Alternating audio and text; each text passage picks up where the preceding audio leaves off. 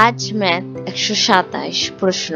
একটি আয়তাকার ঘরের দৈর্ঘ্য বিস্তারের 1.5 গুণ, এর ক্ষেত্রফল 216 বর্গমিটার হলে পরিসীমা কত? তাহলে বিস্তার মানে হচ্ছে প্রস্থ। ধরি প্রস্থ বা বিস্তার x, আর 1.5 মানে হচ্ছে 3/2, আড়াই বললে 5/2 হতো।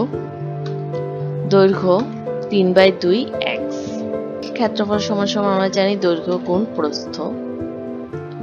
ক্ষেত্রফল দেওয়া আছে 216 বর্গমিটার, 216, দৈর্ঘ্য 3x/2 গুণ x, এবং কাটাকাটি আড়াআড়ি গুণ করলে পাই 216 সাথে 2 গুণ 432, আর 3x এর সাথে x গুণ করলে 3x স্কয়ার। এখন x স্কয়ারটাকে এই পাশে নিয়ে আসলাম, আর 432 কে 3 দ্বারা ভাগ করলে পাই 144।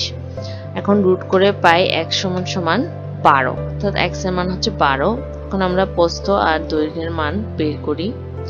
সুতরাং প্রস্থ হচ্ছে 12, দৈর্ঘ্য হচ্ছে 3x/2, তো 3 × 12 ভাগ 2 হচ্ছে 18, দৈর্ঘ্য হচ্ছে 18।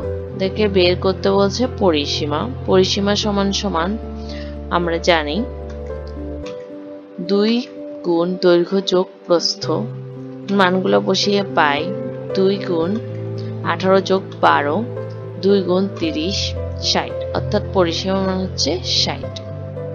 এই ধরনের আরো ভিডিও পেতে please subscribe my YouTube channel. Please আমার চ্যানেলটাকে গ্রো করার জন্য হেল্প করুন। ধন্যবাদ। আল্লাহ হাফেজ।